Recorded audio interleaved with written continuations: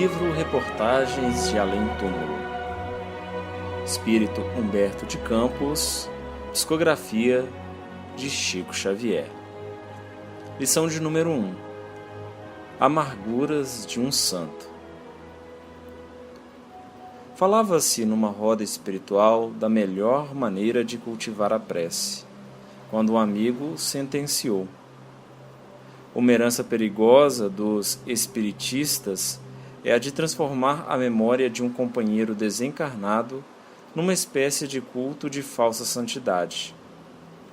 O bom trabalhador do Cristo não faz mais que cumprir um dever, e não é justo se lhe perturbe a serenidade espiritual com a repetição de cenas mundanas, perfeitamente idênticas às cerimônias canônicas.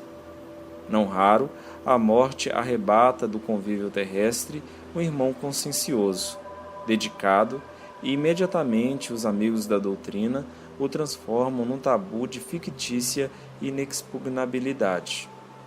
É verdade, exclamou um dos presentes. Em todas as questões, é justo perguntarmos qual foi o procedimento de Jesus. E no caso da prece, não se vê nos evangelhos um culto particular, a não ser a contínua comunhão entre o Cristo e o Pai que está nos céus. Um ex-padre católico, com o sorriso da bonança que sempre surge depois das grandes desilusões, acrescentou em tom amistoso: é razoável que os homens do mundo não interrompam as tradições afetuosas com aqueles que os precedem na jornada silenciosa do túmulo, conservando nas almas a mesma disposição de ternura e de agradecimento na recordação dos que partiram. Entretanto, no capítulo das rogativas, das solicitações, dos empenhos, convém que toda criatura se dirija a Deus, ciente de que a sua vontade soberana é sempre justa e de que a sua inesgotável bondade se manifestará, de um ou de outro modo, através dos mensageiros que julgue conveniente aos fins colimados. Em minhas experiências nas esferas mais próximas do planeta, sempre reconheci que os espíritos mais homenageados na Terra são os que mais sofrem, em virtude da pouca prudência dos seus amigos. Aliás, nesse particular, temos o exemplo doloroso dos santos. Sabemos que raros homens canonizados pela Igreja humana chegaram, de fato, à montanha alcantilada e luminosa da virtude. E essas pobres criaturas pagam caro, na espiritualidade, o incenso perfumoso das gloríolas de um altar terrestre. A palestra tomava um caráter dos mais interessantes, quando o mesmo amigo perguntou de repente, depois de uma pausa: vocês conhecem a história de São Domingos Gonçalves?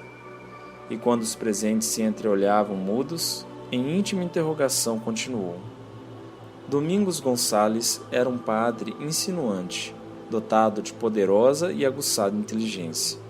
Sua carreira sacerdotal, dado seu caráter flexível, foi um grande voo para as posições mais importantes e elevadas. Dominava todos os companheiros pelo poder de sua palavra quente e persuasiva. Cativava a atenção de todos os seus superiores pela humildade exterior de que dava testemunho, embora a sua vida íntima estivesse cheia de penosos deslizes. A verdade é que, lá pelos fins do século XV, era ele o inquisidor-geral de Aragão. Mas tal foi o seu método condenável de ação no elevado cargo que lhe fora conferido, que por volta de 1485 os israelitas o assassinaram na Catedral de Saragossa, em momento de sagradas celebrações.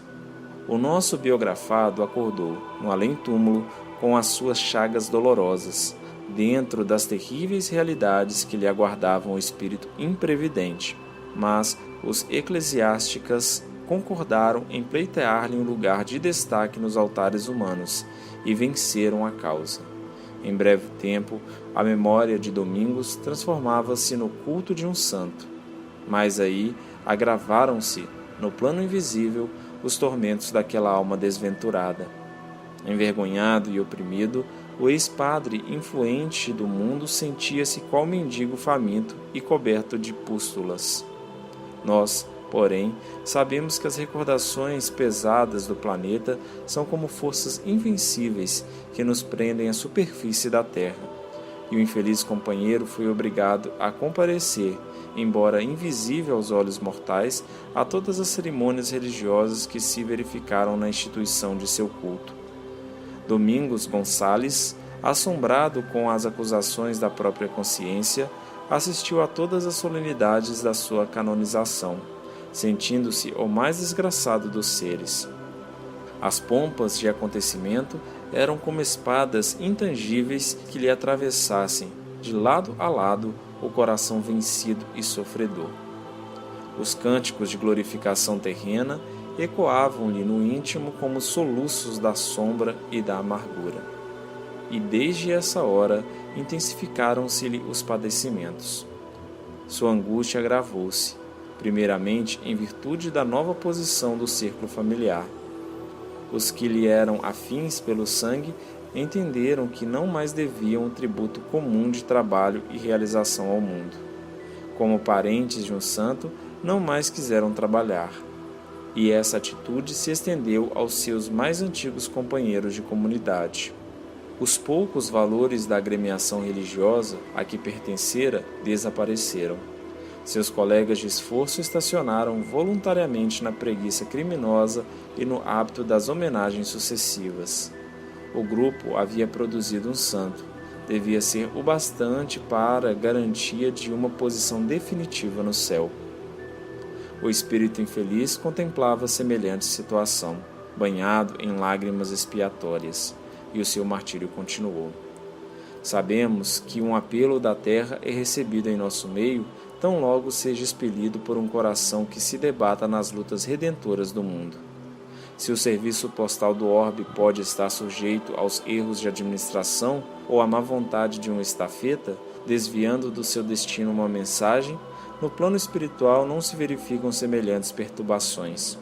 A solicitação justa ou injusta dos homens vem ter conosco pelos fins do pensamento, na divina claridade do magnetismo universal. E Domingos começou a receber os pedidos mais imprudentes dos seus numerosos devotos. A alma desventurada ficou absolutamente presa à terra e, de instante a instante, era obrigada a atender aos apelos mais extravagantes e mais absurdos. Se um criminoso desejava fugir à ação da justiça no mundo, valia-se de Domingos, invocando-lhe a memória, entre receios e rogativas. As mães desacissadas, que não cogitaram da educação dos filhos em pequeninos, lhe rogavam de joelhos a correção tardia desses filhos transviados em maus caminhos. Os velhacos lhe faziam promessas, a fim de realizarem um bom negócio. As moças casadoras lhe imploravam a aliança do noivo rebelde e arredio. Os sacerdotes pediam-lhe a atenção dos superiores e, finalmente, todos os sofredores sem consciência lhes suplicavam o afastamento da cruz de provações que lhes era indispensável. Chumbado ao mundo, Domingos, durante mais de um século, perambulou pelas casas dos devotos, pelas estradas desertas, pelos círculos de negócios, pelos covis dos bandidos. Seu aspecto fazia pena. Foi quando, então, dirigiu a Jesus a súplica mais fervorosa de sua vida espiritual, implorando-lhe que lhe permitisse voltar à terra, a fim de esconder no esquecimento da carne as suas enormes desditas. Queria fugir do plano invisível. Detestava o título de santo. Aborrecia todas as homenagens. Atormentava o altar do mundo. Suas lágrimas eram amargas e comovedoras. E o Senhor, como sempre, não lhe faltou com a bondade infinita. Assim como um grupo de amigos influentes procura colocação para um homem desempregado e aflito no mundo, alguns companheiros dedicados vieram oferecer ao pobre espírito sofredor uma reencarnação como escravo no Brasil. Domingos Gonçalves ficou radiante, chorou de júbilo, de agradecimento a Jesus e, em breve tempo, tomava a vestimenta escura dos cativos, sentindo-se ditoso e confortado, cheio de alegria e reconhecimento. O nosso amigo fizera uma pausa na sua narrativa. Estávamos, porém, altamente interessados, e eu perguntei: e o santo está hoje nos planos mais elevados da espiritualidade? Seria extremamente curiosa a palavra direta de sua desilusão de sua experiência valiosa. Não, ainda não, replicou o narrador com ar discreto. Domingos tem vivido sucessivamente no Brasil e ainda hoje continua aí a esforçar-se pela sua redenção espiritual, guardando instintivamente o mais terrível receio de chegar às esferas invisíveis com o título de santidade. Mas as obrigações comuns dispersaram o grupo em palestra e, dentro de pouco tempo, estava eu novamente só, com o meu trabalho e com a minha meditação. E nesse dia, impressionado com a história daquela amarga experiência, não pude retirar da imaginação aquele santo que trocara os incensos do altar pela atmosfera nauseante de uma senzala do cativeiro.